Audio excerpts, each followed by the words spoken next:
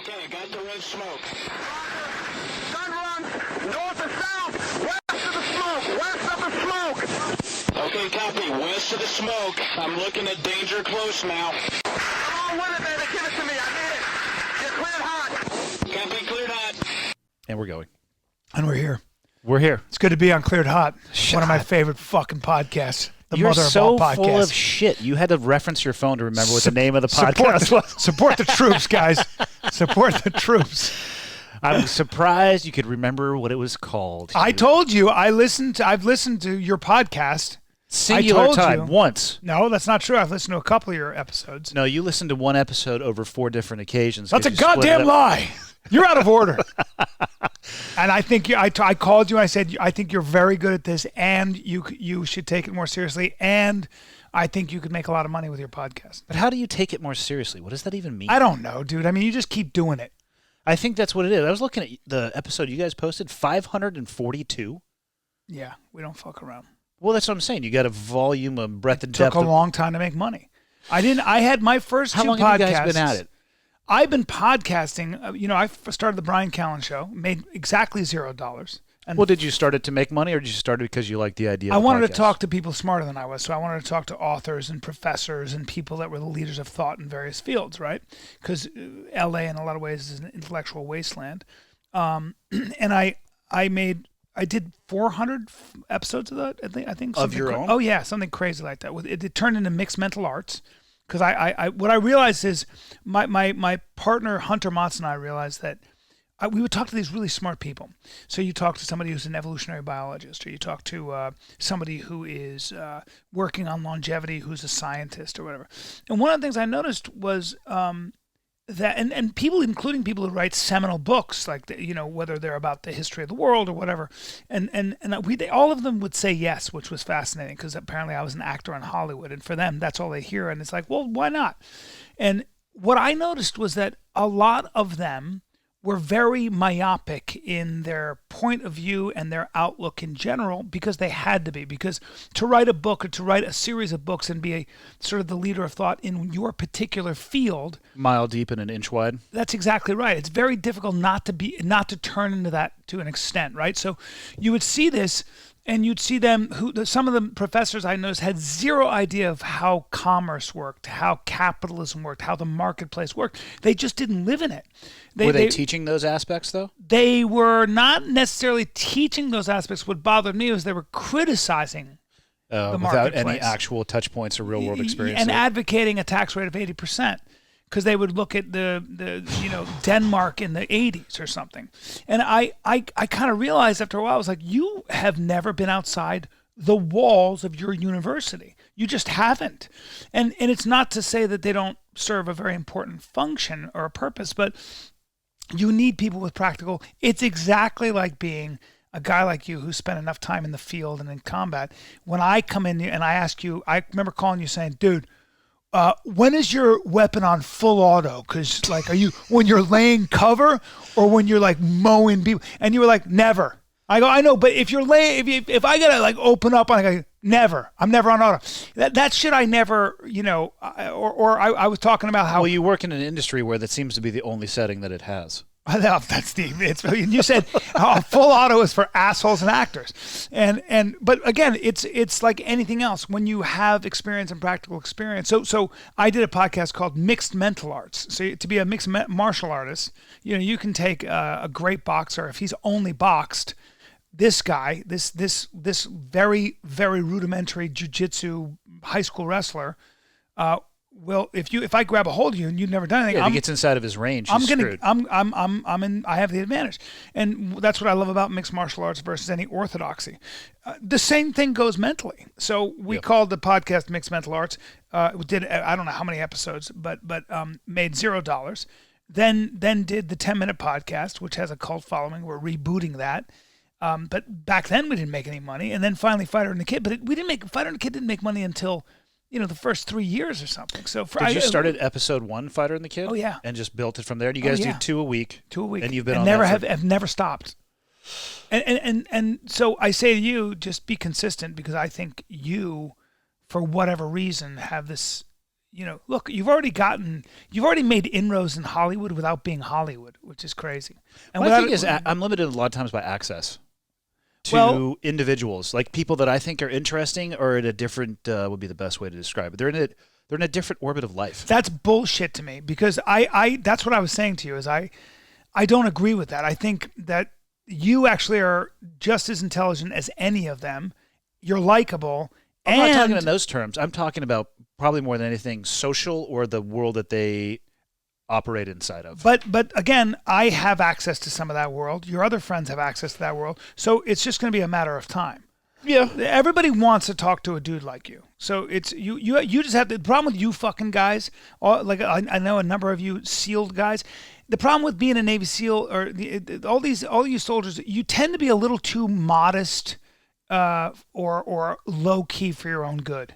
Drives me nuts. It's like, hey, fucking, you're a Navy SEAL. You were a SEAL Team 6 guy. Just let me do the marketing. I'll go and tell them who you are. The problem is you say some wild shit. Yeah, a lot. You like make up numbers. Yeah, I'll make up things that I'll even say we were in the field together. That's the problem. You ask would. me how I know Andy. We played this on the last time we sat down. This is good. How do you know Andy? Andy? He's a brother of mine. And that's all I say. That's all I say. I told you what I say when people ask me. Now again, ask me what Andy did in the military. Brian, what did Andy do in the military? This and that, brother. This and that. That's what you said last I know. time. I love this and that. It's my favorite thing. Ask me. This is. I mean this with respect to anybody who's been in combat, but ask me what Andy had as his equipment. That's a potentially gay question. Yeah. What did Andy have for his equipment, Brian? Radio, weaponry, then a little satchel. See, but right there, though, you're just going to get aired out as a liar and somebody who knows nothing. Well, notice how my voice gets all kind of Oh, trust me. like I've seen a lot of shit. I noticed it. I think everybody else will, too. Which birthed the idea, the last time we sat down at your house, you were talking about how you keep your gun in the safe. And yeah, basically, it was a comedy of errors. Your plan, as it seemed to be, would be to fetch your firearm at night with no ability to aim it at night. I like that you use the expression fetch. Yeah. And clear your house. The difference between you and me is you fetch it. I call my boy, my houseboy, Jeeves, fetch my gun, please, but polish it first and load it for me. Yeah. I've decided I'm going shopping. I need a tactical shotgun. What's the difference between a tactical shotgun and a regular shotgun? Glad you asked, buddy. I need a shorter muzzle for maneuvering inside a home. All okay. right? You understand? How short? Well, as short as I can legally go. You understand? As short as I can fucking legally go. So that's the first thing. I need and I need 7 shots. I think in LA, I've already You're going to have a problem here. I've already sussed it out. Do you understand how a shotgun works, right? So there's the tube, and then underneath is the magazine tube. Yeah. So 7 rounds stacked up back to back to back to back. Yeah. You're looking for the shortest barrel, so you're going to have a short barrel and a long-ass magazine tube sticking out underneath it. Hey, bro, look at me. Whatever it takes. All right. I mean, you might be better off turning it around unloaded and beating somebody to death with it than rolling around with that broomstick. All right, so let me go back to 5. I need 5 shells. If I need more than that, shotgun. Get a Benelli M4. That actually might not be legal in Cali. But I want something short. I like the idea of having a tactical. I like the word tactical.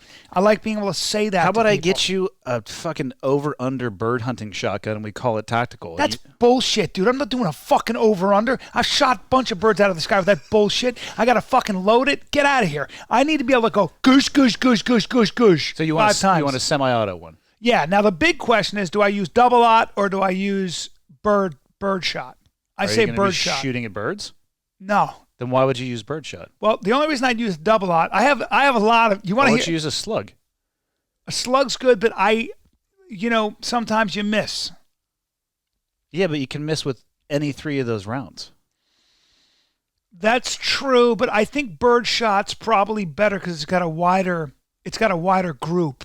Yeah, but they're super tiny. Have you ever cut one open and just poured it out? Mm-mm. They're incredibly tiny. Yeah, but they'll do the job in a home. What job do you want done? You're probably not going to kill him unless you shoot him in the eyeball. Is that true? Birdshot? Yeah, if I got 2 guys. full disclosure, I've never shot anybody with birdshot. Yeah.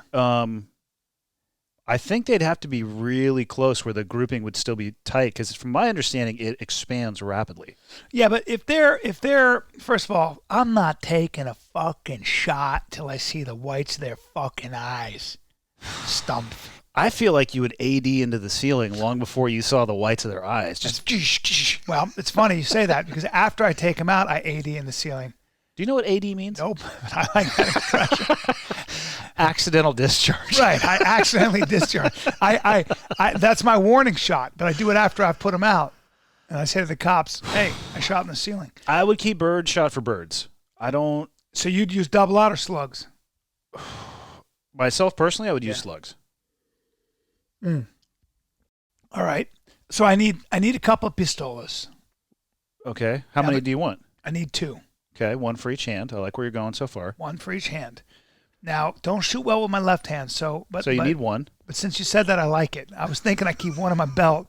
I reach. Now, what if I get shot in the arm, in the right arm? I got to be able to use my left arm, so I should be training for that. We used to do that all the time, where you would have to, I'm right-handed, so obviously right eye dominant. Well, not. There are people who are left eye dominant but shoot right-handed. It gets a little wonky sometimes. Yeah. But we would do drills where, you have to transition or unholster or reload, which is difficult. Racking the slide. There's a lot of things you can do. You can rack it off your boot. You can take a knee, put the slide in between your leg, eject the magazine. Like, there's a lot of stuff that you do on the range. Man shit. That's man shit. Yeah. Fortunately, I don't know anybody who has ever actually had to do that because it's extremely slow. And at that point, you're thinking worst case scenario. And it's like, hey, where's the rest of my boys? Can you please handle this for me? Because I'm trying to shoot pistol left-handed, so I'm therefore a danger to everybody within a 5 square mile radius of me. Right. Because I can shoot pretty good one-handed. Yeah. But left-handed, excited, I actually would probably, my pattern would look like birdshot. Yeah. But like as Lieutenant Grossman says, you sink to the level of your training. I love his books. Yeah, it's people will say often, I don't need to. They think that they're going to find this other mode. I hear this often from people when they talk about their ability that they're going to have in a physical, like a fight in a bar or street. They're like, no, I don't need to train, dude. When the chips are down, like I'm gonna hit beast mode. I'm like, well, no, you're not. You're not going to rise to the occasion. You fall to the level of your training. Well, you might start swinging, but if you get cracked in the face, that's what's good about boxing or anything that where you have to measure distance and you actually get hit and you learn how to keep your eyes open. All that shit is getting important. hit in the face is a humbling experience. Oh, dude. The uncontrollable, like you get clocked good, and like you're like, I'm not crying, you're crying, but you're crying because you can't stop it. Oh, and I wear a bar because they call it the bitch bar across my headgear. I wear a bar. I can't break my nose because I can't be on set. Like, sorry, my nose is all broken. # working actor. But like even that, when you get hit properly. Oh yeah. Oh fuck, your head, everything sucks. And when somebody knows how to throw a punch, I mean, if you get caught correctly, it's a terrible day. It's so easy to just, change somebody's life. But if you don't train for it, then there is no rising to the occasion on that. Fuck no. Yeah, you fall to the lowest level of the training that you're proficient in. Well, I always use Brock Lesnar, who's a complete animal and a beast, but when he fought Cain Velasquez, if you watch that, he was a wrestler his whole life. Tough, a monster. Brock or Cain? Brock. Well, both. Cain wrestled at ASU. But if you watch that fight, you'll see Cain throw punches, and Brock does what any human being would do who's never been really hit by a guy like Cain. He put his hands in his face. What you do instinctively. I don't give a shit. Anytime you start boxing, the first thing you do, the first year usually, you start getting hit in the face. You go. Your face goes into your hands and you turtle up. Yeah. And that's exactly what Brock did. And he got started getting hit, and he came down like that, and that was the end of that. And because you lose sight of everything that's going on, right? You're getting hit in the nose, you're getting hit in the fucking eyes, and with a guy who can really throw, you can't think that fast. Your brain's getting rattled, so you're like, what the fuck? Oh, and you panic, and unless you've been doing it a long time, you really can't find your way out of that. That's a very difficult. That's a different speed, a different it's similar to how we train though. So talking about an offhand magazine reload, assuming that that's not the scenario. If your primary runs dry, you go straight to your secondary. If your secondary runs dry, obviously you have to go through some reloading. But what you don't do, everything is, it's in the box in front of you. You basically wedge your elbow into your body and you keep everything up in front of you so you can look past the problem that you're actually trying to fix or reload, so you can actually keep looking at the things that you need to see. I love this so much. Because if you dip your head down and you're sitting there, you're indexing your magazine and putting it in, and then you lift your head up, you have to reorient yourself to a shifting battlefield. Wow. And that's how it sucks. So everything is done. You need to be looking through. If you need to, you can glance down, because what you don't want to do is sit there like an asshole and have a magazine bouncing around the magazine well. Yeah. Which we've all done. But you learn it's easier just to slow down for a second, glance down, put it in, and then you're right back on target. Well, I can't wait to drop that knowledge in the next cocktail party I'm at, where nobody's ever served any time in the military or been in a fight. It's a perfect place for you to do it, I suspect. You should hear me. You should hear me. Brendan Schaub walked in the other day. I had a bunch of comedians, and I was throwing punches and showing them how to check hook. And he came in and he went, what are you doing right now? And was your bitch-ass boy Chris D'Elia there? No, he wasn't. This was in Arizona, but was he tanning? I always tell Chris that he could train for 10 years. You could wake me up from a nap, having been in a coma, actually, and I'll still beat his ass. I'll never forgive him for that picture he posted of himself in a fucking Desert Storm 1 flight suit, as if he was some badass wearing some Viet Cong fucking chest rig. Yes. That was when I was trolling That's for a movie he's doing. Yeah, I know. I was like, that's great. What's this movie star? C-rate actors? And then he got all twisted and came back at me. I was like... He got mad at me. He goes, who's this guy Andy Stubbs? Is he your friend? I go, yeah, he's my boy. Relax. And you met him at a restaurant one time, dipshit. Yeah, that's what I said. He's like, all right, well, I don't know if he was being a dick. I'm like, well... No, I was absolutely being a dick. I just wasn't being serious. He's so sensitive. I was surprised. I'm like, oh... Yeah. Oh, paper thin on the skin. A little bit. Mr. Jokes can't take jokes. A little bit. All right, Delia. I got know. your fucking number. I make fun of him for it. Yeah, why is he always jumping up on stage when you're performing? Well, sometimes, the people love it, so he gives the people what they want. So we tend to roast each other. He did that the other day. But, Daddy can handle it. I told you. I'm going to come to one of your shows one day and do that. We did stand up together. I don't tell jokes, though, so you better... I'm just going to come and just kick you off the stage and start telling tales. Just fucking... just hip push me. Just hit me in the... Actually, I'll come to one of your shows one time. I won't say shit. I'll just walk behind you very slowly from one side of the stage to the other and go back to my seat. And I'll just go like this. And as you walk by, I'll go, he's a fucking Navy SEAL. Don't move. He's a fucking SEAL team. This guy, don't move. You guys don't move. Let me produce some estrogen right now. Don't move. That's the problem, is it actually probably wouldn't fuck you up. You would just roll with it. No, I'd be like, he's so fucking good looking. God damn it. He's got all his hair. He's got a strong jaw. Dark eyes. Your eyes go on for days. I get lost in them. They're black pools of onyx. Where do you come up with this shit? Gay. Bryan Callen comes out on the Cleared Hot podcast. Are you ready to test a little bit of your tactical knowledge? Yeah, let's get serious here. Because I'll be honest, I get hit up at least once or twice a week with people telling me that you and I need to start a podcast, and all we need to do is either watch movies or drink wine and review both. If you lived in fucking L.A., I would do it with you. You fucking lived in L.A., I'd seriously consider it. Well, my favorite thing is that regardless if you know what you're talking about or not, you completely own it and you just go through the door head first, which is about 99% of what you actually need. It's very important. It's like when I'm in the field and I'm loading, I always load with my elbow here and I load the gun in your box. In the box. In the box. I call it the box. Because when my magazine is floating around the magazine, this is what you need to be paying attention to, right? You can make this nice. It's what I always say. The Tony Blauer spear fingers can be extended.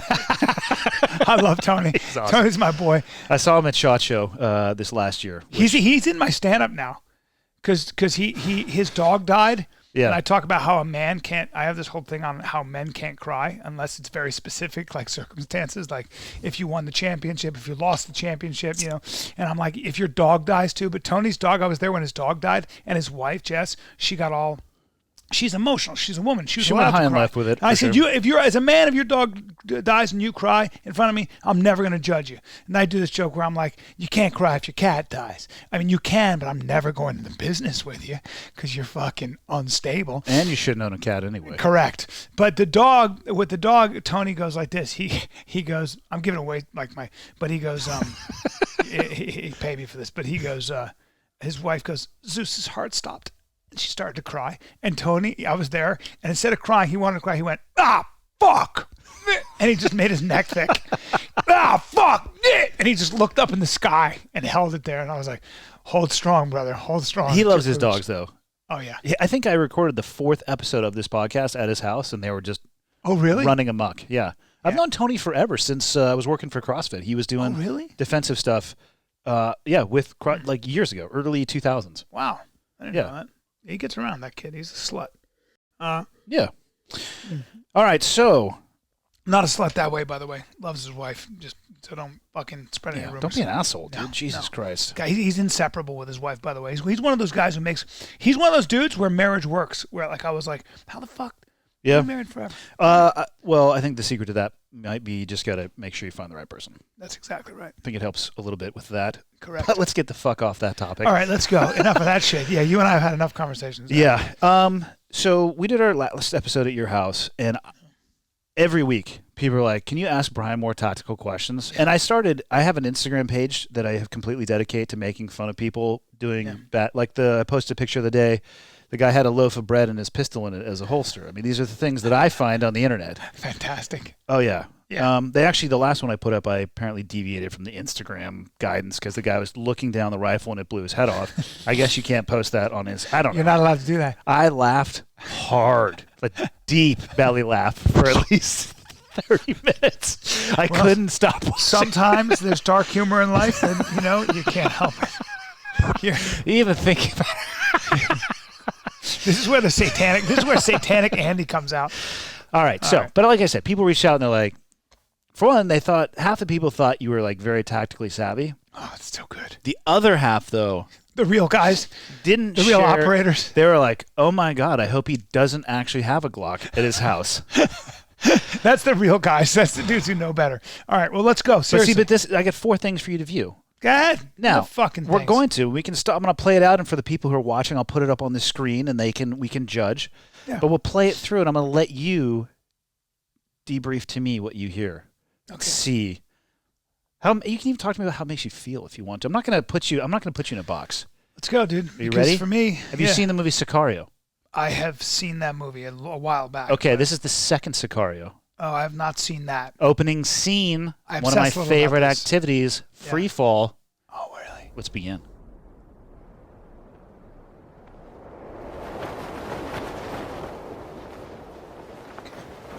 Now you got to come in at night. You got to come in. You don't pull your chute until you're very low. Now this is where it gets scary. I can't have any noise. I pull my chute when I'm below radar. That's the first thing. Okay. Now, I'm communicating with my guys right now. I've got night vision. I'm looking at myself right now, I've got at least body weight plus 50 pounds. Oh, yeah. Now, I'm in the Gulf of Somalia. There's no water. Now, we're water-based operations. We got a problem here. Look at that. We're about to get it on. Okay. Now we're down. I probably belly crawled a little while. Heart's racing. I'm controlling my breathing. I'm doing my combat breathing right now. Now, I've got a sound suppressor. Did you just call that a sound suppressor? We'll get back to that. I call that a sound suppressor. Now, that's the sentry. There you go. That's what you do. Right there. You take him out. Now, that's a hard shot. I got a problem with that. Probably going to shoot him in the eye. I got to take his head out, but that's different. Then again, might make more noise. Okay. I wish they played music like this for real. I was going to say, now these guys are grouped pretty tight together. I'm not sure if that's a good idea, but maybe it is, unless they're going to breach a door right now. I don't think breaching a door makes sense.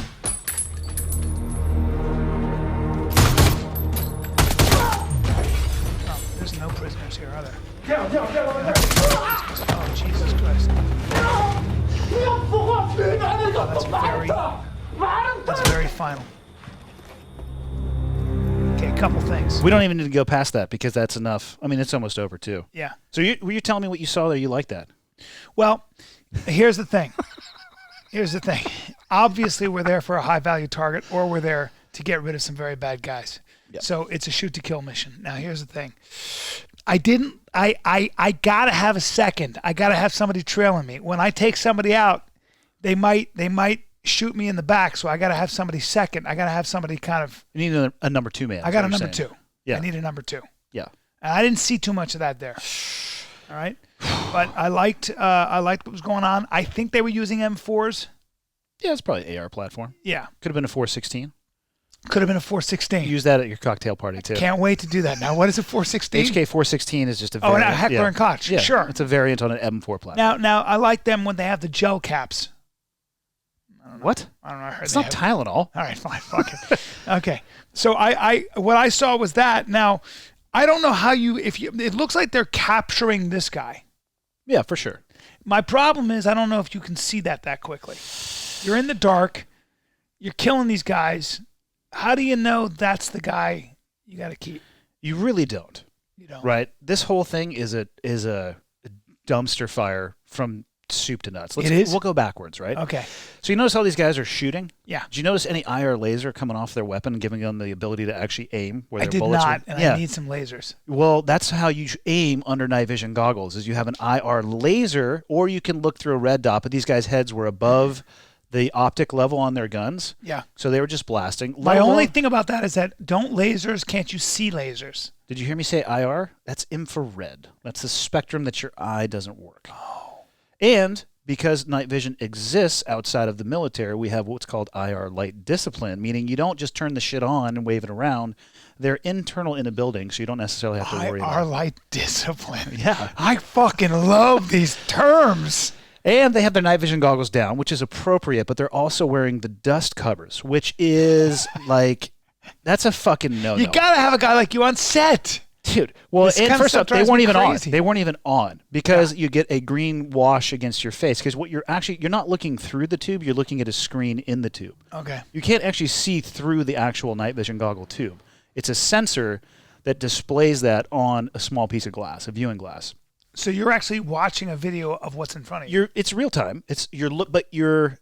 It's not, if you turn the lights on, it's not opaque. You cannot see through it like you could the scope. You got to train with that. Oh, right. That's got to be weird. You train all the time. That's why the kill house that we had the ability, whatever time of day it was, we could kill the lights and go to total darkness. But you don't wear the dust covers because your field of view is already reduced drastically on night vision goggles. So people who are actually using them, you're going to see them always shifting their head left and right and up and down because you have such a narrow field of view. If Yeah. you put the dust covers on, You can't do can't that. see shit. Yeah. Your periphery sucks in night vision. Yeah. Then. Did you notice when they put their night vision goggles on? No. Right at the door before they went in. Did you notice how fucking dark it was outside? Way too dark. And when they put it down, it goes boo. It makes a spool up noise. No, it doesn't do that at all. No, it doesn't do that. So you would have been on them the entire time because it's nighttime, and Yeah. the stacking at the door was fine. Moving up to and in structures is a lot like an accordion. You can get stretched out, and then you'll have places where you wait and you collect your team, and then an accordion's out. So Okay. that would be the initial entry point. You're going to have people there. You would go in, and then it would go out. The internal clearance was dog shit, but I mean, Yeah. we'll leave that as Well, it is. here's the thing. The door, I would have locked the door if I were them, but probably not because they're in the middle of nowhere. But here's the other thing with all that. I can see most Americans saying those guys were sleeping and you killed them anyway. I think if we get down to the nitty gritty, you and I have talked about this before. I don't know if they were. What are the rules of engagement? Is that allowed? It's a gray area. It's a gray area. So I'm not a JAG, and ROEs are always What are For ROEs? rules of engagement. Yeah. And you're going to have rules of engagement, and then you have theater-specific guidance, and you have the Geneva Convention and all the other conventions that the United States has signed on the dotted line for. So ROEs, rules of engagement, they're at least pinned. You always have the inherent right to self-defense, which doesn't apply in a situation where somebody is sleeping. On top of that, or it may not, because there are some ways, I think, where you could justify inherent right to self-defense. Say somebody's sleeping with a suicide vest on, which happens. Yeah. Somebody is sleeping with a chest rack full of AK-47 mags, and their weapon is on their body as if they were to wake up, they're able to use it. You know, that's where you start getting into the area of you need to be able to articulate hostile act or hostile intent. The combination of both, or at least one of those. I don't think in this video they were actually sleeping. Well, I mean, here's how I look at it as a civilian. Yep. I'm nervous as fuck going in there. I don't give a shit how much training you have as a man. Yeah, of course. You're always nervous. You're life and death here. So, and I'm a good moral guy and all that.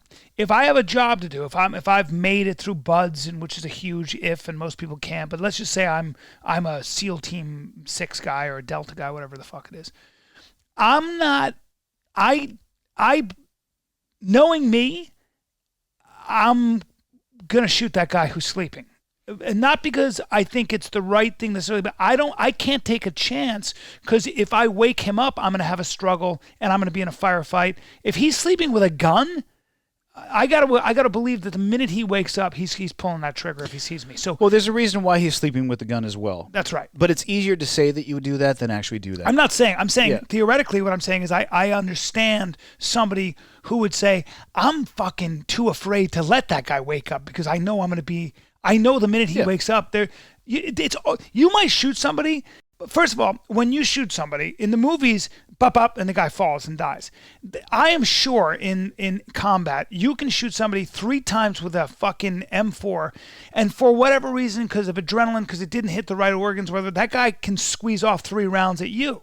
It really depends on where you hit him. It does, but I'm saying there are times when you don't hit him for 1,000 reasons in vital areas, and he might come out. Who knows? Maybe he's on crazy amounts of drugs, whatever it might be. So they don't even need to be on that. A 5.56 and NATO 5.56 round is actually, if you look at the size of the projectile, it's not that much bigger than a 22. I know. I mean, it is bigger, but it's not. That's why it doesn't have much kick, right? Well, yeah, that's a portion of it, but it's going so fast that it will zip.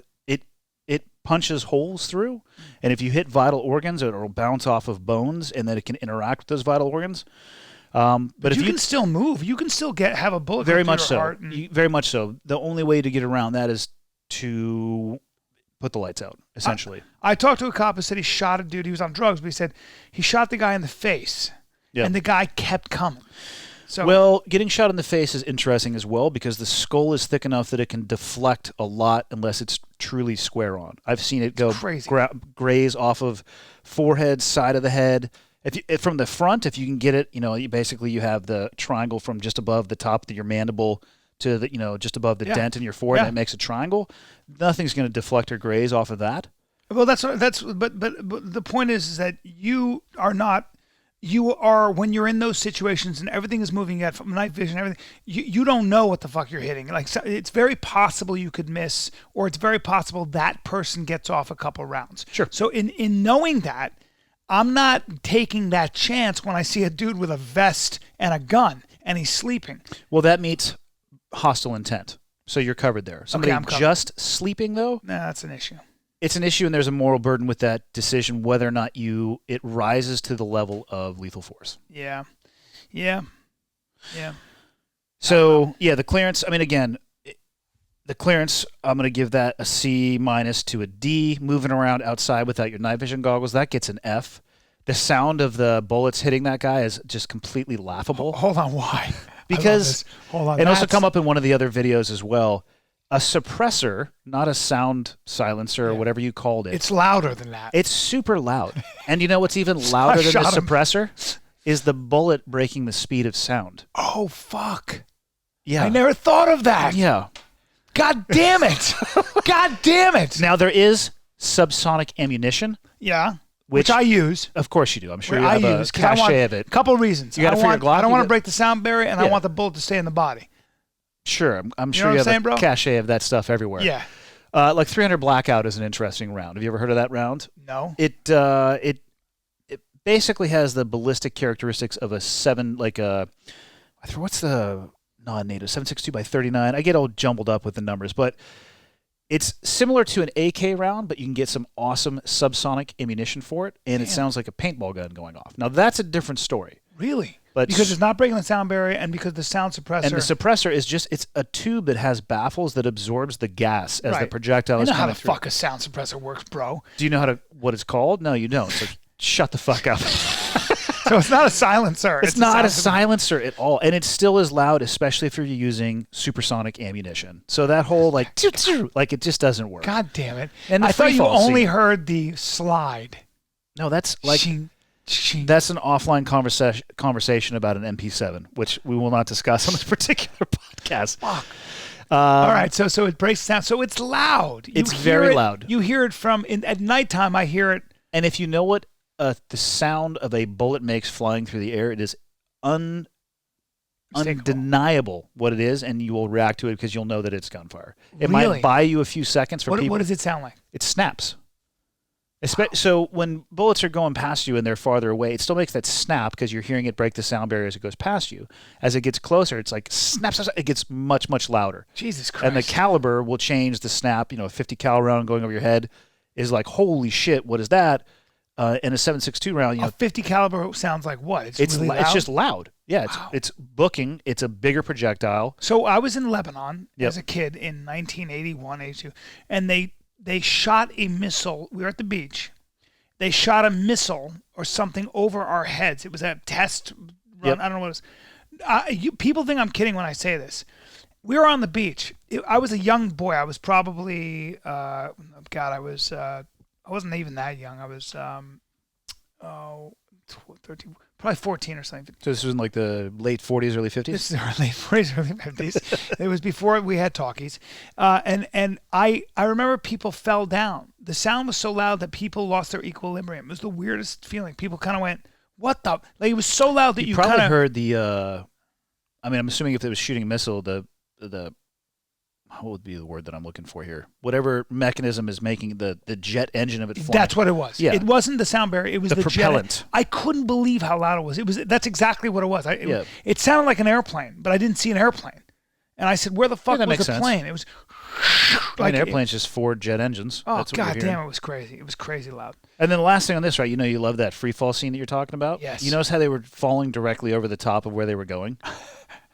Understand that means that you have to fly the airplane directly over the top of where you'd be going. That's why you don't actually use, that would be a halo, high altitude, low opening. Yeah. You fly way away and you jump out and you pull your parachute right away and you navigate under canopy.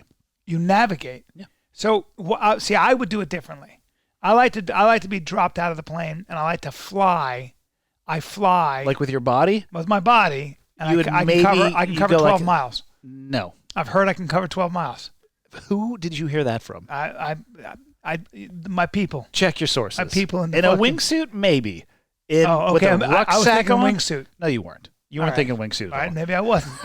Oh yeah, I gotta have my rucksack because I need my water and shit. Yeah, and so no, you're going to basically fall straight down. You're probably going to get on an actual free fall insertion 4 to 6 seconds of free fall, and that's it. That's it. And the rest of the time is going to be spent navigating from A to B. In your parachute. Stealth. So you're It's quiet. You can get places where you're otherwise. sailing basically. Fuck, I didn't know that. How do you know you have GPS? You have coordinates? Well, fuck yeah, you have GPS. You So- have like 3 of those things on you. And so you're watching where you're supposed to go, and you're pulling. And It's a very coordinated and synchronized effort. how We'll long leave it at how that. long does it take? Depends on how high you jump. How cold is it up there? Depends on how high you jump. 2 degrees per 1,000 as you rise in altitude. Well, that's fucking cold. It can be. Yeah. Yeah, All that's right. no joke. All right, Next. so good, dude. Active I Valor. love this Are shit. you ready for this shit? Ah. Active Valor. These are active duty Navy SEALs portraying these. Oh, Funny, I remember this. not bad tactics. Acting, not good. Terrible acting. I knew you would love this scene.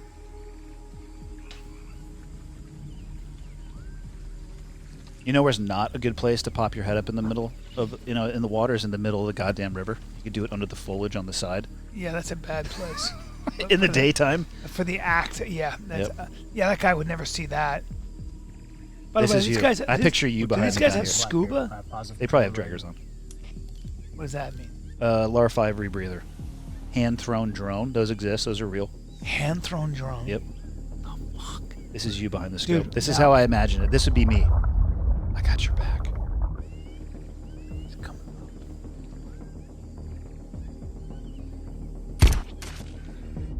That's a good shot right there. See that? Catches him before he goes into the water. Oh. No splash. Oh, that's nuts. Yeah, it's dog shit. I mean, that's... We just talked about this when we were talking about the last clip. Yeah. What's the big thing here? They're doing all this stuff to be sneaky. What's the big thing they don't address? That would give them all away. The big thing? Yeah. The sound. Correct. Yeah. So they go there to try to get this dude to have his hands up, to shoot a guy in the face, to Yeah. hope that he falls in the exact direction. Right. To be all sneaky because you don't want to hear the sound of the body Does hitting he have the a water. sound suppressor on Doesn't matter. It doesn't it's matter. the ammunition and the speed with which it's traveling. God damn it. So what you would hear is crack as that was going through. Who cares if the sound of the guy falling in the water? the sound of the bullet cracking through Yeah. would be substantially greater than the But butt. for people like me, we don't know about the bullet. And they think breaking it's sound awesome. And barrier. they think that we're going to try to swim over to some pier. A LAR 5, to answer your question, a rebreather, has no bubbles. There's open Right. circuit diving where bubbles escape, closed circuit diving where you rebreathe your oxygen. You have a small oxygen tank and a chemical scrubber, and it's a closed loop. It exhale, there's a stopper on one side, so it forces the exhalation through the scrubber. If you inhale hard enough, it'll give you a little bit more PRO2, and that comes through and you just recycle it. I also think that the guy is on the end of the pier with a machine gun. That's also a little weird and dumb. Or why not be on the end of a pier with a machine gun? I don't know. I mean, like, what I don't are you think doing? it was a machine Guarding gun. Guard it, yeah. It Do you even know the definition of a machine? That's an AK. That's a machine gun. It's an AK. Let me see, dude. First of all, what's he using? What kind That of guy? what kind of a rifle? Win mag? Hard to say. When I take my sentries out, I use a Win mag 300. Oh, God damn it. I almost had it. Uh, It's an AK. yeah. I don't know about Oh, that, dude. that's an MP5. That's an MP5. Yeah. That's for shooting rodents and in-laws that you don't like. Why is that? Why is that a Because it bullshit shoots weapon? a fucking 9mm round. Oh, so. Oh God. That guy, that stuntman had to do 30-round that. magazine of pistol caliber ammunition. That is not a machine gun by every single metric and definition. Right. I do like that they're catching him so he doesn't splash. That's the kind of shit I love. Yeah, you love that, right? But let's not Yeah. forget the supersonic crack of the round that Yeah. would give all of that away, which would be louder than the individual hitting the water. Yeah. Yeah. Could it be mistaken for a tree branch breaking? No. All right. Another fine cinematic movie, American Sniper. Saw this. Whoa. I don't know what's... Oh, there we go. Yeah. Let's let this play out. Yeah. It's my boy right there, Bradley.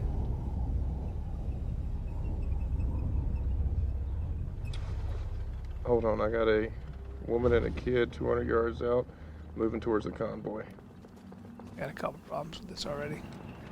There are a few problems with Yeah, this. I'll tell you Her what. arms aren't swinging, she's carrying something.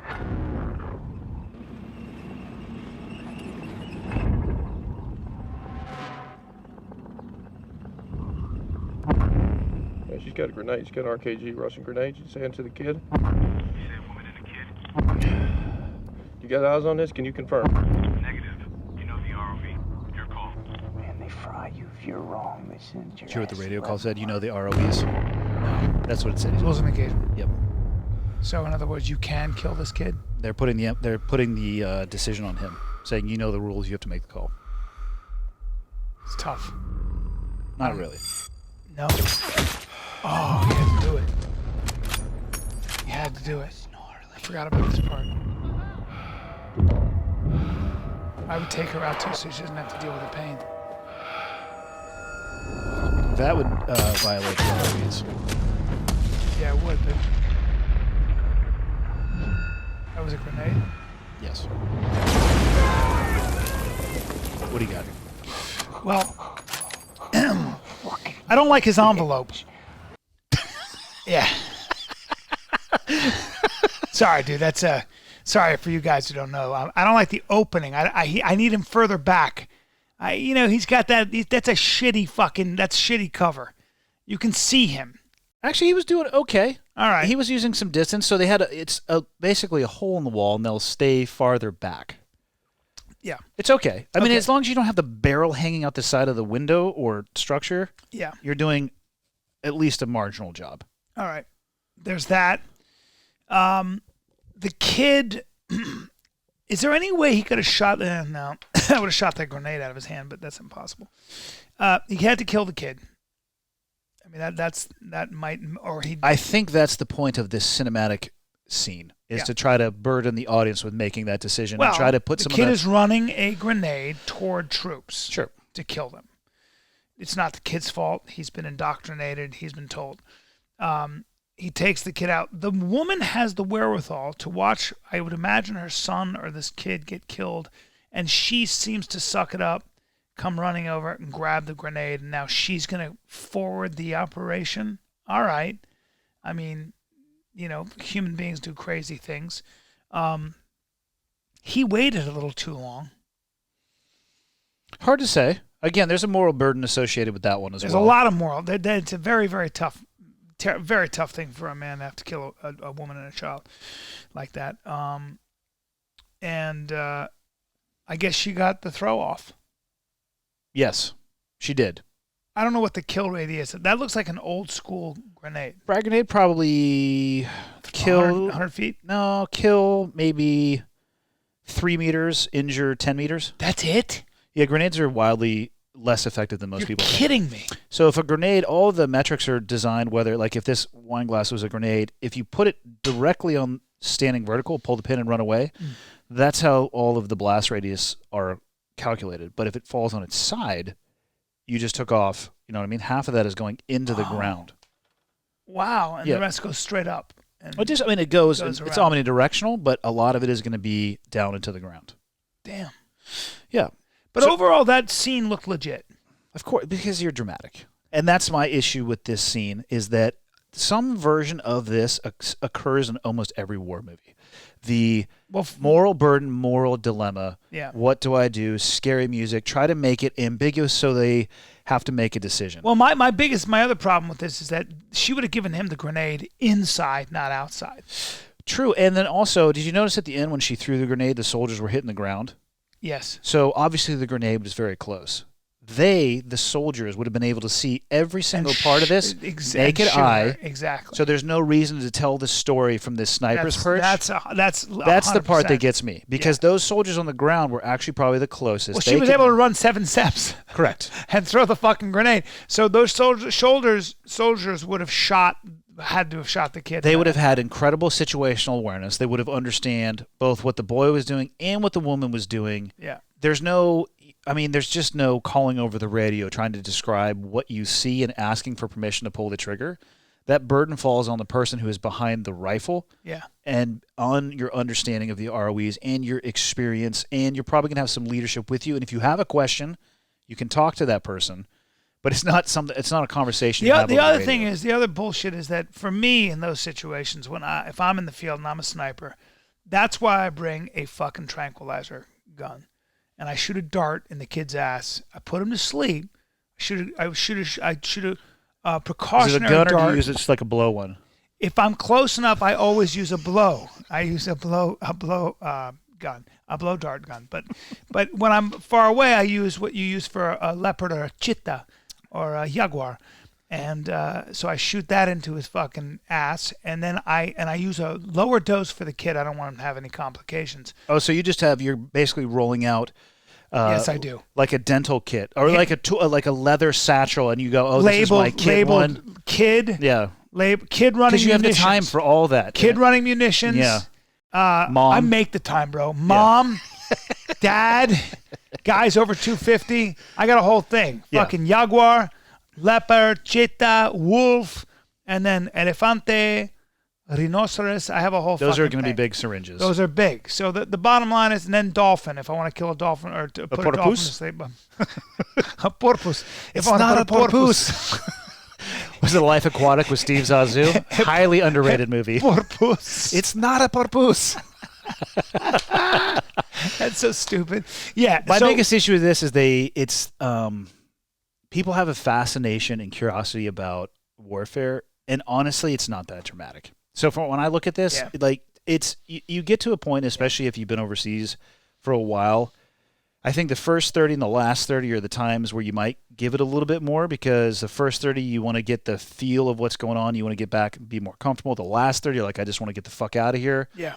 But in the middle, you have if you're in these areas and you watch, you understand and you see what the natural patterns of life are. You can see how people move, normal behavior, normal posture, and that stuff. Like, the hostile intent was met, and you know what I mean? It's not. I had a guy say he came from a really tough neighborhood in New York. Really tough. And he said, well, you always knew when violence was about to happen. I said, you could read what it do you all. mean? He goes, the air would change. And what he meant probably was that human beings pick up on cues without even realizing it, right? Yep. You just pick up on cues. It's like when Patty Jenkins wrote and directed the movie Monster. They wanted to shoot it in Toronto, and she said, I can't do that. We have to shoot it in Southern Florida because that's where it took place. They said, the audience won't know. And she goes, the light in Southern Florida is very different than the light in Vancouver, and they may not know, but they will know. Even though they don't know, they know. And she was adamant about it, and I remember thinking, it's a little crazy. She's right.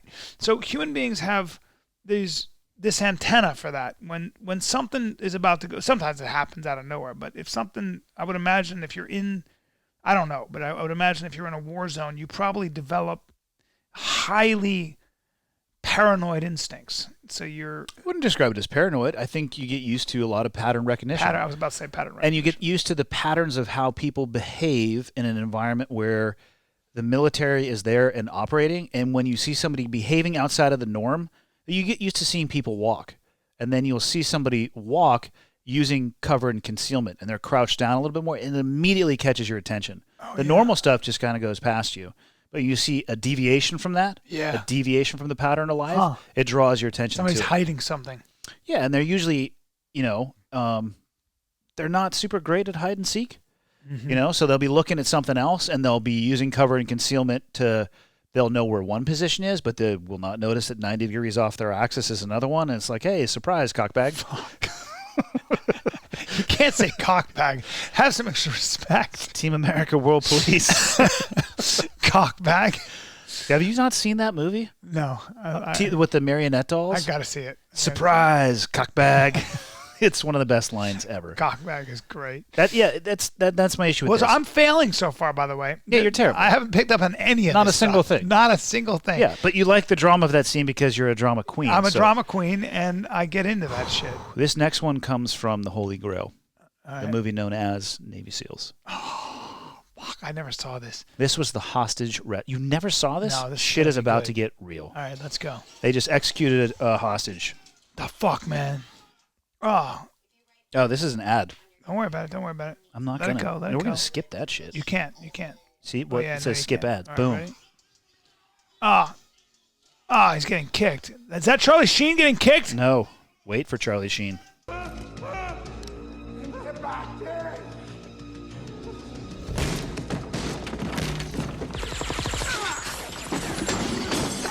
Well, this is as real as it gets. Wait, it gets better.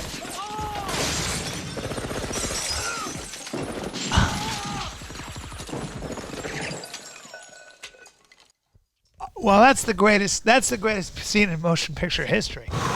That might be the greatest scene in motion picture history. When I first watched this movie as a young man, I thought this was a goddamn documentary. I bet you did. I bet you fucking did. It's like, well, a couple problems, right? Couple issues. Number one, they're on full auto, and full auto is for one of them. assholes and actors. But you notice those tight group. Well, actually, you know what though? They are shooting an MP5 SD, so suppressed. So it's a pistol round. You can actually put this gun on full auto and hold it. What's a 9mm round? So imagine with your pistol. Yeah. And So it doesn't have a lot of kicks, so your barrel's not. well, gonna you go can up in brace the it air. against your body too. Okay. So you shoot your pistol. You have both hands out, and you Yeah. have the shock absorber of your shoulders. Yeah. A rifle is going to be better because you can lodge it into your shoulder. Can I ask a question though? Yeah, go for it. Why are they covering their faces? Because it's a balaclava. That's what you do on a high risk mish. You do? No, not once. No, How many not times I wore once. camel paint on my face? Never. Zero. Zero. How many times I wore it on my face in training leading up to Like- 9/11? Every fucking time.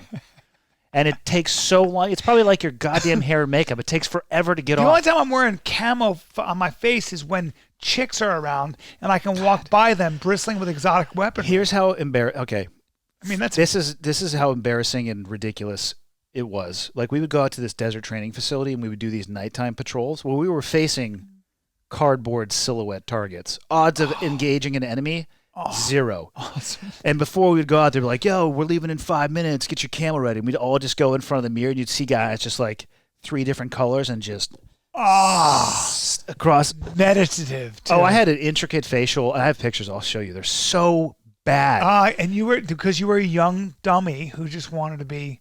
I thought it. I mean, I was standing in front of It's fucking an cool. open bay bathroom where dudes are taking a piss behind you as you're coloring your face. It's war paint, bro. It is. And then you know what, though? You go walk around in the desert and that shit sweats into your eyes. It's nighttime anyway. Oh, that's Zero so good. times. You know how many times I wore a balaclava? Zero.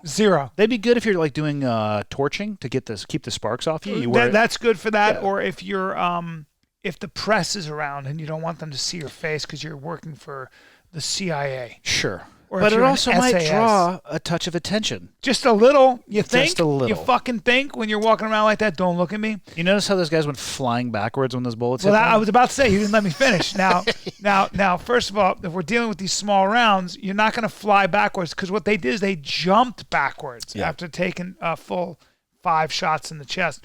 I don't believe that's going to happen. You may fall forward. I don't think you're going to fall backwards. Usually just crumple straight down. Okay, you crumple straight down. All right. You've crumpled straight down. But yeah, that was ridiculous. But the best part of this and the most realistic was when the dude came through the ceiling. Somehow the ceiling broke, by the way. They didn't He jumped on that bitch. Is that what he did? I assume. Yeah, because you know how flimsy those like a steel grate is with glass. They had to have glass. And you know that glass wasn't safety glass. No, that wasn't fucking safety glass, dude. Those were shards of glass. So I guess he came through that fucking, it was made of like mache bamboo or something. And I guess his weight crashed it through because... And by the way, he was a little too late. These guys come in and start cleaning the house, and this fucking yoker comes down on a cable that was attached. And it was a rope.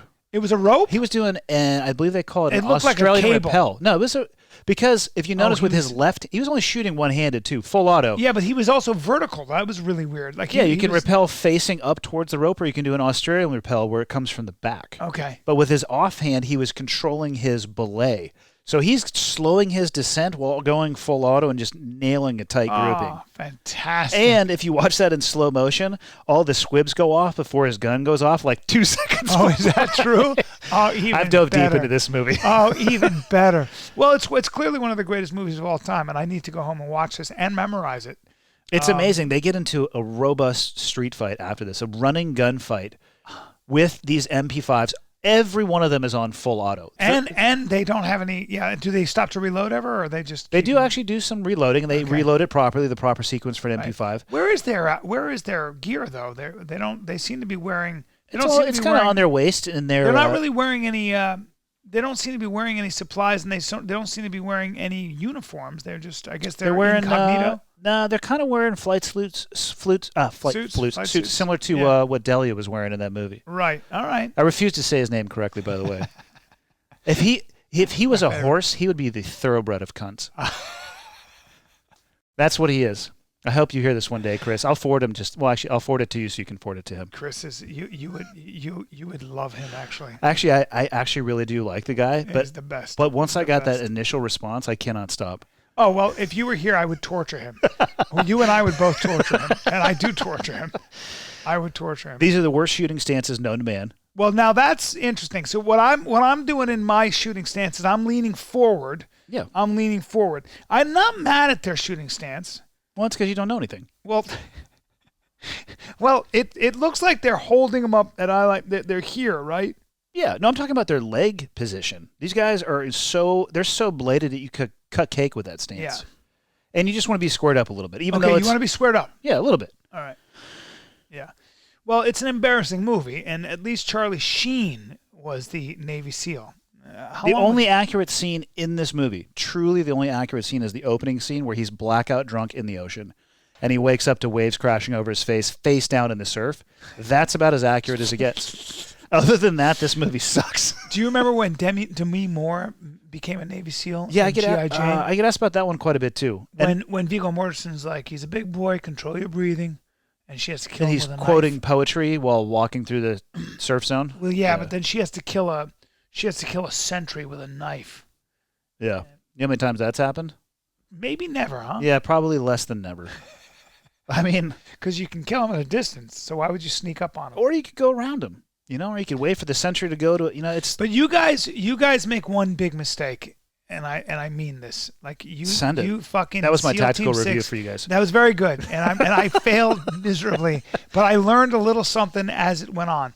Now, here's where you guys fuck up, and I'm saying this to every fucking operator out there, and this is Delta, this is SEAL Team 6. There are other groups I'm sure out there that I don't know about, but you fucking guys obviously we have a problem. One is the sound suppressor is too loud. Two is unless you're Will using you a fucking stop blackout calling- round. A blackout. Oh my god. What is it called? It's a suppressor. It's yeah, not no, a sound, 300 blackout. A 300 blackout. Unless you're using 300 blackout, unless you're using subsonic rounds, and even then you got a problem because that the sound suppressor is a little. The suppressor is just too loud, and I mean this, and it bothers me, and I can't believe the fucking. I hope the brass is listening, and I hope you guys are listening. If I'm going in and I'm with your team, and I gotta take, and I'm gonna have to take some sentries out. I like working in fucking stealth. Where the fuck are the crossbows? It's amazing. That's the to problem me. that you've identified as a Dude, lack of crossbows? I'm packing, and I can carry these without any problem. I'm not a big guy. I'm dense. But I'm packing, I can pack probably 100 arrows. All right? They're called bolts for a crossbow. Yeah, I call them arrows, dude. Do you know how to cock a crossbow? I've done it before. There's a machine. Yeah, you fucking, it's a pain in the ass. It's really quick, isn't it? It takes a little while, but it's quiet as shit. So, toom, toom, it's going through you. It's going through you. You don't even know what the fuck happened. You just look down at the hole and you just expire. All right. You think that's how it's going to happen? Oh yeah. They wouldn't scream out in agony and completely No, blow dude. the cover of surprise? Dude, I'm catching you right in your heart, dude. It's going through you. You go, you're like, what? Huh? Yep. And you lose hydraulics immediately. And I say hydraulics. All So right? you can't make any noises if that happens. huh? Fuck that. If I get right to your chest, get the fuck out of here, dude. You're so surprised. You're like, you go, the most you do is you go, use crossbows. That's all you say.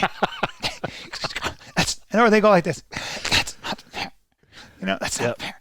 Or they go do like it this. in, Or they do it in English too? Yeah, they go, it's Bryan Callen from the fucking school and all those TV shows. They go out. They say it in English. That's interesting. Oh, yeah. Yeah. Where are you operating? California with a bunch of actors. Isn't that what we're talking about when I kill all the fucking liberals? No. Yeah, so fucking crossbows are very important. And I don't know why you guys don't use crossbows. I don't know why you don't use poison darts with a blowgun. Perhaps because they don't work. Use cyanide-tipped fucking arrows. How long does it take you to die from cyanide? Probably not that long, dude. I'm thinking it takes 1 to 2 weeks. That's a lot of food to carry in the Is that field how to long? watch that dude first start off with a fever, and then he gets a rash, and you're just... I thought cyanide was immediate. I don't know.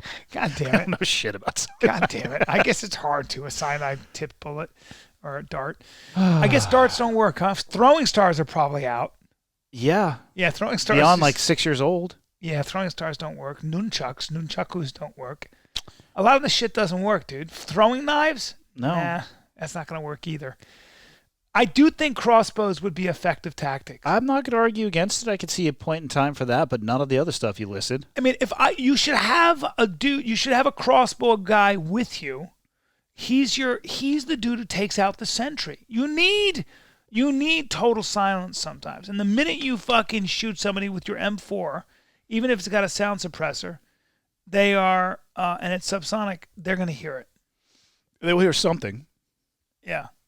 So a crossbow, I don't know what the range is on a crossbow, but it's like, it could be 50, 60 yards. You don't think a dead body with like an arrow sticking out of him would be a giveaway? Like laying in the street? See, it's so cute how you don't know anything about fucking bolt ballistics. Okay. Oh, it would be just a through and through is what you're saying. That's right, dude. Bolts go right through you, bro. Really? Okay. Yeah. You're just like, I have a hole in me. What happened? And then you expire. All right. Okay. So that's my advice to the military and to all you operators out there. Somebody should have a fucking crossbow. And if you need me, I'm busy as fuck, but we'll figure it out. I got to get on the sauce. I thought you were going to get on the sauce. Last time you were talking to Joe, you said you were going to do the whole 9 yards. The day my dick doesn't get hard, the day I can't cut a diamond with my piece, I'll go on it. But in the meantime, I'm fucking doing just fine at 53. All right. Fair Yeah. enough. That's Yeah. our hour, Brian. That's it? That's our hour. All right. Well, Andy Stumpf, I hope this There'll was be many enlightening. more hours. Don't worry. That took me 3 minutes to source those clips. Yeah. Well, the bummer is I failed. Of course you're going to fail. You don't know anything about that world. But I think I did my job as an American because I made us more safe because I have now, I think, presented an undeniable argument for crossbows. Crossbow. You've enhanced the lethality of America's fighting crossbow men and women. infantry. Yeah. Yeah. So there it is. Let's just end it on that. Thanks, guys.